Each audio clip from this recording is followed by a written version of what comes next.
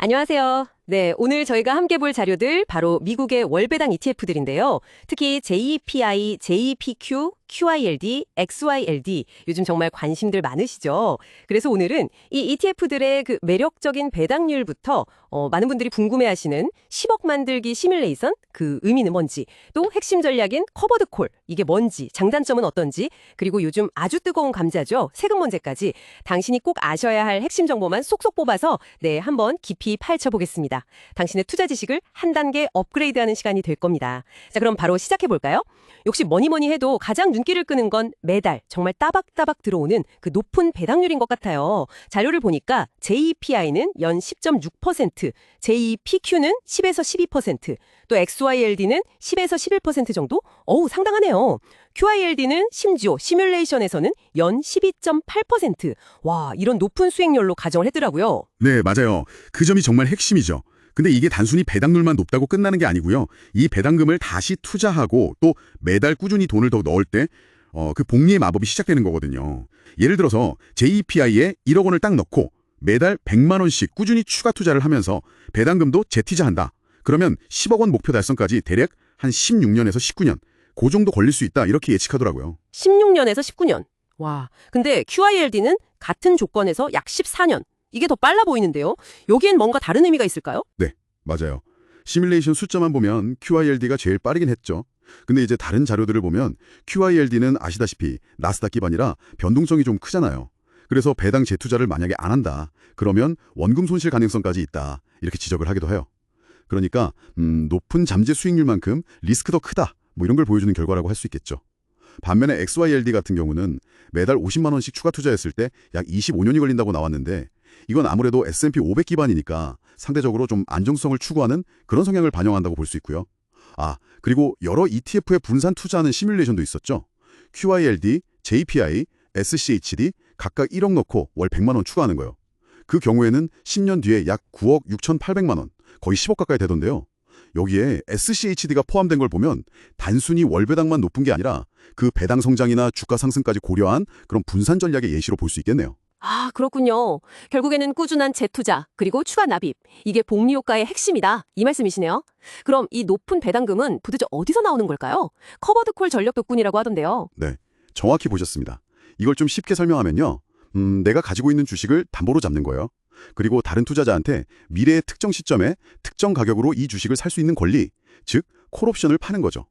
이 권리를 판 대가로 받는 돈, 이걸 프리미엄이라고 하는데 이게 바로 주된 배당 재원이 되는 겁니다. 만약에 주가가 그 약속한 가격, 행사 가격 밑에서 움직이면 나는 프리미엄 수익은 얻고 주식도 그대로 가지게 되는 거고요. 오, 그럼 이게 시장이 좀 지지부진하거나 변동성이 클 때는 오히려 더 유리할 수도 있겠네요.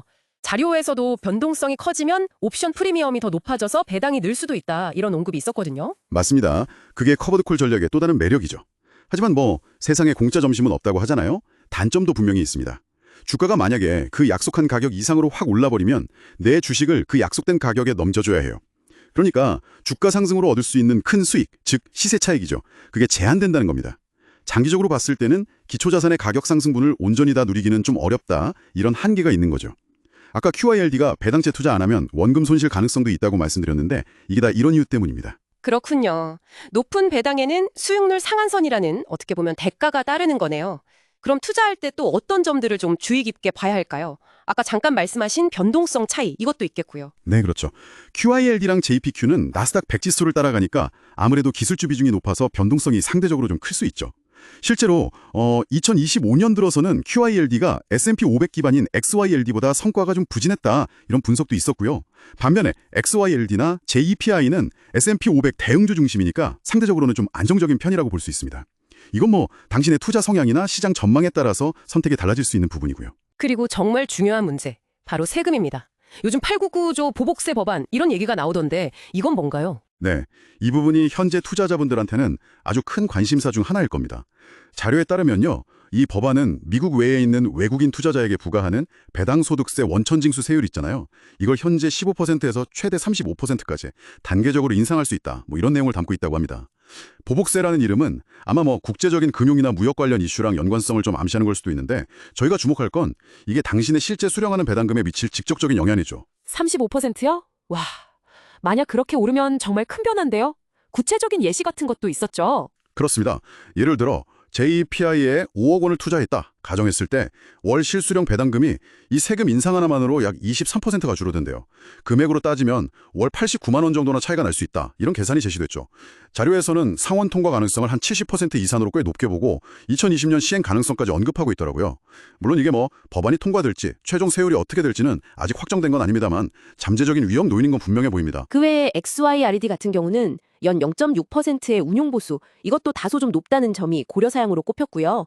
그럼 정리를 좀 해보면 이 월배당 ETF들이 분명히 매력적인 현금 흐름을 제공하는 건 맞지만 커버드콜 전략 자체가 가지는 어떤 한계점, 그리고 기초자산에 따른 변동성 차이, 그리고 무엇보다 잠재적인 세금 인상 리스크, 이런 걸 다 안고 있다. 이렇게 봐야겠네요. 네, 그래서 자료들이 공통적으로 강조하는 게 아까 말씀드린 배당 재투자, 그리고 꾸준한 추가 매입의 중요성입니다. 또 하나의 ETF에 너무 집중하기보다는 여러 자산에 좀 분산 투자하는 전략도 유효하다고 보고요. 그러니까 단순히 지금 당장 눈에 보이는 배당률만 볼 게 아니라 좀 길게 보고 장기적인 총수익률이나 세금 변화 가능성, 그리고 운용 보수까지 이런 것들을 좀 종합적으로 고려해서 신중하게 접근해야 한다. 이런 메시지인 거죠. 네, 오늘 저희가 함께 파헤쳐본 내용들이 당신의 현명한 투자 결정에 실질적인 도움이 되기를 진심으로 바랍니다. 마지막으로 이런 질문을 한번 던져보고 싶네요. 매달 꼬박꼬박 들어오는 그 높은 배당금의 달콤함, 하지만 어쩌면 미래에 닥칠지도 모를 세금 폭탄에 대한 불안감, 그리고 주가 상승의 기회를 일부 포기해야 하는 커버드콜의 특성 사이에서 과연 당신의 투자 목표와 또 감내 가능한 위험 수준에 딱 맞는 최적의 균형점은 어딜까요? 한번 깊이 성찰해 보시는 것도 좋지 않을까 싶습니다.